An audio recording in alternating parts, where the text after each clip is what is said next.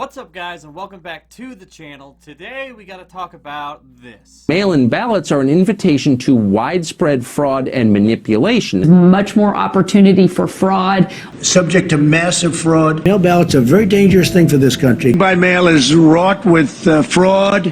I've done some deep dive in it. There really is no record of massive fraud or even serious fraud from mail-in voting. Perhaps I'm a more skeptical person. That's right. Today we're breaking down mail-in voting. And at the end we're going to figure out, is it safe or is it ripe with fraud and the Democrats are going to steal all the elections? Let's check it out today on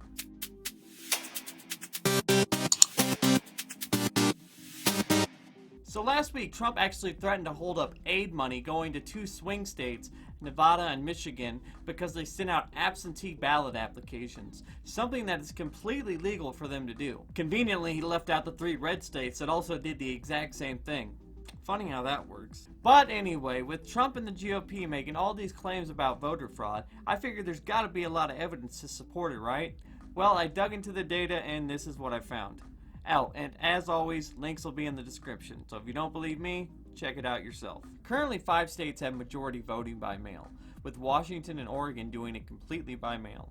29 other states have it, but you have to request an absentee ballot, but you can do this for any reason. And the rest of the states also have mail-in voting, but you have to have a reason for requesting an absentee ballot. Voting by mail already makes up a large part of our voting system. Over the past 20 years, 250 million people have voted by mail. So there must be a ton of cases of fraud with all those votes, right? Well, not exactly. The Heritage Foundation, which is a conservative group, keeps a database of all cases of voter fraud. And while there's only been 1,200 total in the last 20 years, only 204 of those cases have been mail-in fraud, resulting in only 143 total convictions. Basically, you could break those numbers down like this. That's 6 or 7 cases for the entire country every year. Or 3 cases per state over the past 20 years, or if you want to break it down another way, that's 1 case per state every 7 years, which is about 0.6% of the vote. The numbers in Oregon, a state that votes completely by mail, are even better. Since 2000, out of 50 million mail-in ballots, there's only been 2 cases of voter fraud. So as you can see, it's shaping up that it's pretty rare, but I really like the way one expert put it. You are still more likely to be struck by lightning than to find mail ballot fraud. So yes, you heard that correctly. You're more likely to get hit by lightning in America than have voter fraud by mail committed in America. And that's just kind of where we're at on that one. Yeah. But in all seriousness, the reason why Oregon's election has been so successful is because they put in key security measures, like the fact that you can track your ballot just like you would an Amazon package from the time it leaves your house. They've also done things like harsher voter fraud penalties than most states. By the way, that technology that tracks your ballot from your house is now available in 36 states. And if you think mail-in voting is just some scheme by blue states to get more votes, well, that's just simply not the case. As Mitt Romney pointed out the other day, Utah, a very conservative state, votes 90% by mail, and the people there are very happy with it. Not to mention that the Nevada Republican Party is currently running ads encouraging people to vote by mail. A Stanford study also looked into if mail-in voting favors either party, and what they found was that it made no difference in the outcome. What it did find in the 3 states they looked into, California, Washington, and Utah, was that it actually increased turnout. Vote by mail fraud is just one of those things that sounds possible in theory, but just doesn't really happen in practice, which is why you hear the critics of vote by mail say things like an invitation to, the possibility of, because for as long as we've been doing it and it's been a part of our system, it just hasn't happened, as much as it's been studied and studied and studied by 2 different administrations. It's important to note that the Trump administration put together a task force to look into voter fraud of all kinds and found nothing. And the same also goes for the Bush administration, also coming up empty. As you can see, it's not like it hasn't been studied. Now, recently Trump sent out a tweet from the Public Interest Legal Foundation claiming that 28.3 million mail-in ballots have gone missing since 2012. So that's a pretty big claim. Now to dive in and see what actually happened. When ProPublica looked into the data they used in the study, not only was that claim wrong, but they were forced to come out and retract several other claims made in the study. Colorado, Washington, and Oregon send out ballots to every registered voter every election, and they accounted the 12 million ballots from those states that were not turned in as missing. And like I mentioned before, 36 other states let you vote by mail for any reason. So naturally there's going to be a small number of people who get a ballot and then never send it in. So to claim that those ballots are missing is just simply a mischaracterization. So yet another overblown claim.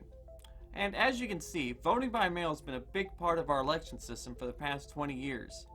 It's legal in all 50 states, even a lot of Republicans like it, and a majority of states let you do it for any reason. So why is Trump so upset about it? Well, first let me remind you this is the same guy that said the reason that the Democrats won the midterms was because people would go in and vote, go back out to their car, change their shirt and hat, and then go back in and vote again. By the way, the Democrats won the midterms by about 10 million more votes. That's a lot of shirts and hats. And you put that together with the fact that he's having some of his worst poll numbers of his entire presidency. Even Fox News has him way down. Yeesh, that's when you know it's bad. So put that all together and what do you get? You get a guy looking for an excuse. Obviously, he's just trying to push a false narrative just to say he got cheated if he loses the election. You take a thing like mail-in voting, something a large section of the population has never done or doesn't know anything about, and say it's ripe with fraud. That's just what he does. He did it after the last election and he won. He put together a voter fraud commission that found absolutely nothing.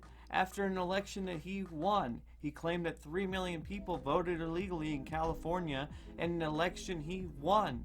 You don't think if he thinks he's going to lose the election, he's going to make up crazy conspiracies and scenarios? I mean, pretty easy to see this one. Listen, we have issues with the voting system, but the problem isn't voter fraud, it's voter suppression. A study from the Brennan Center of Justice found that voter suppression laws have disenfranchised 21 million people. So that's 143 total mail-in fraud cases versus 21 million voter suppression cases. So, kind of see where we're at there? Not to mention that voter suppression almost definitely changed the outcome in two very key races in Georgia and North Dakota in 2018. I'll leave links in the description so you can check them out, as well as these studies that debunk even further the voter fraud narrative. Listen, bottom line, voting by mail might actually be the securest way for us to vote. Hell, Australia does it with their entire country and they get a 90% turnout rate and both parties love it. Trump is just going to do anything he can to shift the blame if he loses this election. And this is just him starting up that narrative. The way I see it, voting by mail is good to go. Oh yeah, and not to mention all the data sees it that way too. But that's going to do it for me, guys. Thanks for watching the video. If you like the content, be sure to like, share, subscribe, and if you subscribe, turn on that notification bell. Yeah, that's going to do it for me. Be sure to follow me on Instagram. Thanks a lot for watching, guys. Peace.